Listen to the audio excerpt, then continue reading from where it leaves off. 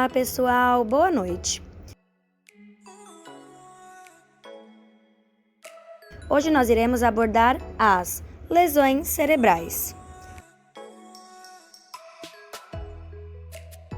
As integrantes do grupo são Andressa Ferreira, Gabriela Vieira, Melisa Guedes, Nataliane Pereira, Natália Rio Frio, Paloma Pereira, Viviane Ferreira e Zilda Viana.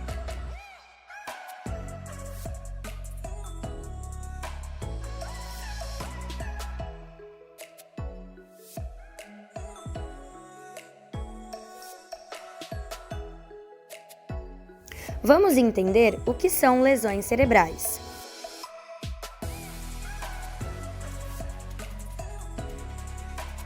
O cérebro humano é considerável um órgão vital. Ele deve ter seu funcionamento pleno. É através dele que o corpo, de forma mecânica, obedece a todos os comandos corporais, como um simples gesto, um caminhar, desenvolve a inteligência, tudo de forma coordenada. O sistema nervoso central é responsável por diversas funções de grande importância do nosso organismo, principalmente pelo seu comando e controle. A médula espinhal é responsável pela conectividade entre o centro de todo esse processo, o cérebro, e a ação e repercussão de toda essa informação, músculos, órgãos e glândulas. O cérebro é totalmente responsável pela inteligência, personalidade, humor, memória e pelas características que nos individualizam.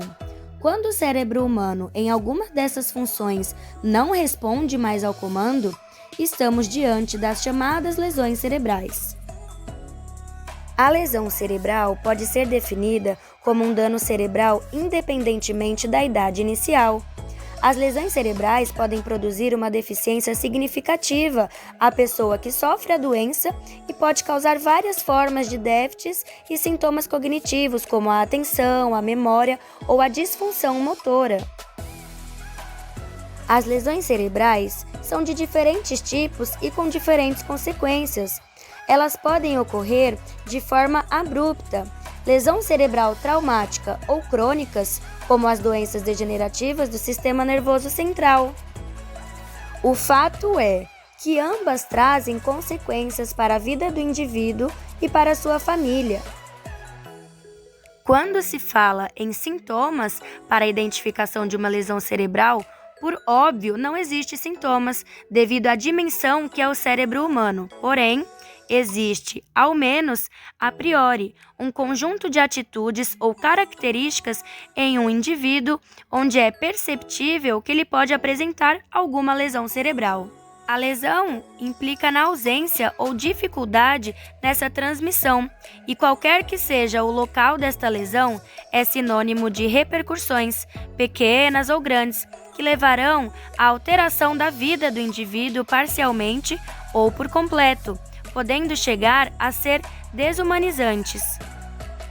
Essas repercussões dependerão do tamanho, local e tipo de lesão, e podem tornar o indivíduo completamente dependente de outras pessoas ou necessitar de adaptações. Como consequência de lesões, o indivíduo apresenta uma mudança de hábitos importantes, de forma a readaptar seu dia a dia e suas atividades a essa nova condição. Ele será agora dependente de algumas adaptações dentro de casa e fora dela, para que este possa se locomover, se alimentar e se comunicar. Vamos ver um pouquinho agora sobre a lesão cerebral adquirida, que seria a lesão encefálica. A lesão cerebral adquirida é uma lesão no cérebro, provocada por causas externas, como, por exemplo, traumatismos, ou internas, como, por exemplo, AVC, tumores, infecções ou falta de oxigênio no cérebro, que não é nem degenerativa nem congênita, com consequências relevantes a nível familiar, social e profissional. As consequências da lesão cerebral adquirida podem ser temporárias ou permanentes, podendo afetar a pessoa de um ponto de vista Cognitivo: atenção e concentração. Dificuldade em manter-se atento na realização de uma tarefa ou num pensamento, sendo fácil distrair-se. Linguagem: dificuldade na compreensão do que é dito ou na produção do discurso. Possíveis dificuldades na leitura e na escrita e comunicação. Percepção: dificuldade em organizar e compreender informação sensorial. Memória: dificuldade em recordar-se de eventos passados e recentes. Emocional: depressão, alterações de humor, irritabilidade e ansiedade. Comportamental: impulsividade, agressividade, apatia, falta de iniciativa ou paranoia. Físico: problemas de movimento, dificuldades na coordenação motora e equilíbrio, menor força física, lentidão nos movimentos corporais, cansaço, fadiga e perdas de energia, perda de sensações, sendo a sensibilidade ao toque, olfato, visão, epilepsia pós-traumática. Vamos ver um pouquinho agora sobre as lesões cerebrais intracraniana. A lesão cerebral traumática é uma lesão causada através de fortes batidas na cabeça que pode impedir o fornecimento do oxigênio ao cérebro. Por muitas vezes pode passar despercebida em exames, pois não causa sangramentos, inchaços ou coágulos. Há diversos sintomas que podem ser identificados com o decorrer do tempo, como dores de cabeça, problemas de concentração, visão turva, sono excessivo, confusão, mudanças de humor, sensibilidade a ruídos e sons e etc. Os sintomas dessa lesão podem ser fracos, como citados acima, ou mais graves, como perda de consciência, fala incoerente, vômitos constantes, fraqueza, pouco controle da bexiga e entre outros. Vamos agora entender melhor por via de um vídeo do Doutor Responde.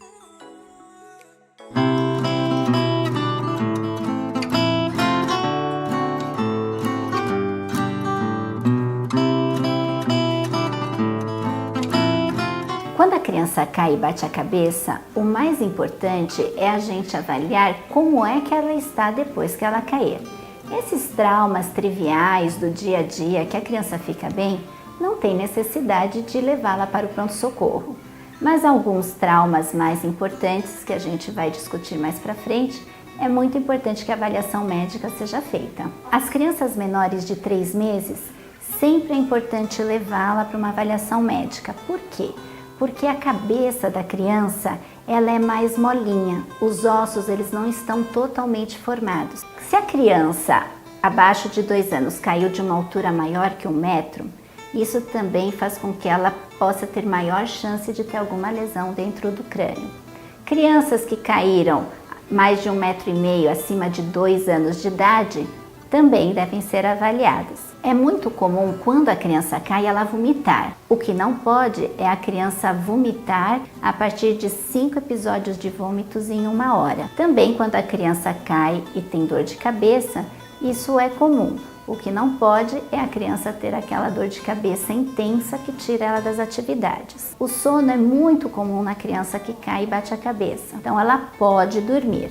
O que não pode é ela dormir e quando você for acordar, você não consegue acordá-la. Os desmaios maiores do que 1 minuto também devem ser avaliados. O exame mais importante é a tomografia de crânio. A realização indiscriminada da tomografia, ela não é isenta de malefícios para a criança. Por quê? Existe muita radiação. Os sinais mais importantes que a gente tem que observar depois que a criança cai é se ela fica com essa região dos olhos aqui mais arroxeada, se existe sangramento pelo nariz ou sangramento através da orelha e também se existem hematomas nessa região atrás da orelha. Outra região muito importante é se existem hematomas nesta região.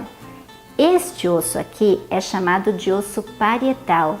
E é por debaixo dele que passa a artéria, que pode ser rompida num trauma e causar o sangramento arterial, podendo levar à compressão do cérebro e eventualmente até a morte. Muito comum quando a criança cai, fazer o galinho aqui na região frontal. Normalmente eles são benignos, não tem fratura e no decorrer do tempo, a tendência é que o sangramento vá descendo para o olho, mudando a sua coloração. Em 2 semanas, no máximo 20 dias, existe a resolução completa do caso sem necessidade de se fazer absolutamente nada. Não há motivo de medo ou de super proteger a criança, limitando o desenvolvimento normal dela. O mais importante é sempre ter uma supervisão do adulto para proteger a criança de possíveis quedas. Caso seu filho caia e bata a cabeça, se ele estiver bem na sua atividade normal, mantenha só a observação. Se você notar algum sintoma diferente, o ideal é você levá-lo a um departamento de emergência para avaliação.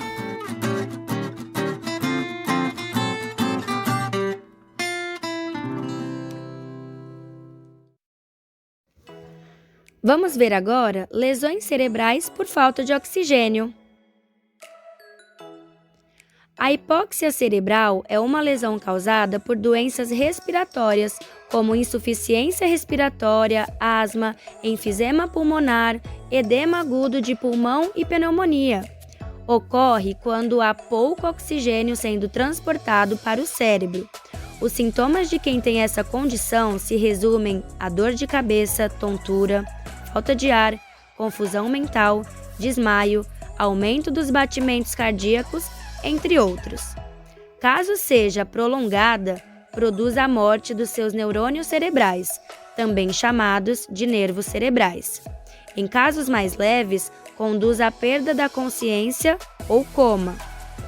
Há 4 tipos de hipóxia cerebral: a difusa, focal, global e maciça, todas ligadas ao nível de oxigênio enviado para o cérebro.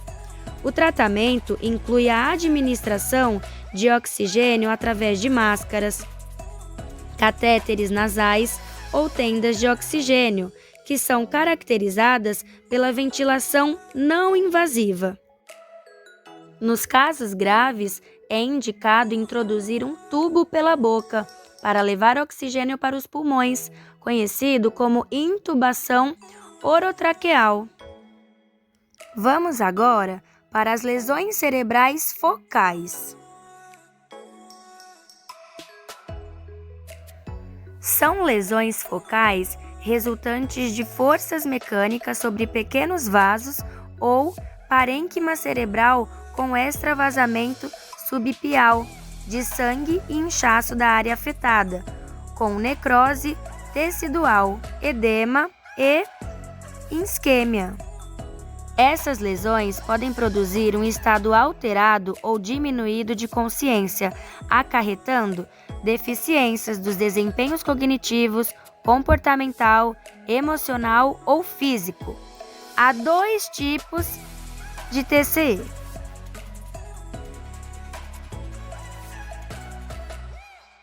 O primeiro seria o trauma crânioencefálico fechado. No caso, fica TCEF.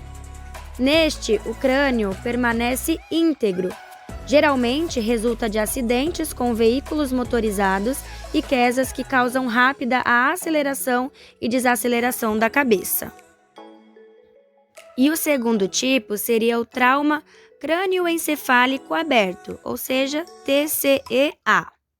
Nele, o crânio é fraturado ou penetrado. O traumatismo crânioencefálico aberto é uma lesão visível, que frequentemente resulta de ferimento por arma de fogo e faca, bem como de acidentes que causam penetração do crânio e exposição da substância cerebral. Os principais comprometimentos observados são déficits físicos, distúrbios sensoriais, déficits cognitivos, déficits comportamentais. Vamos ver o tratamento?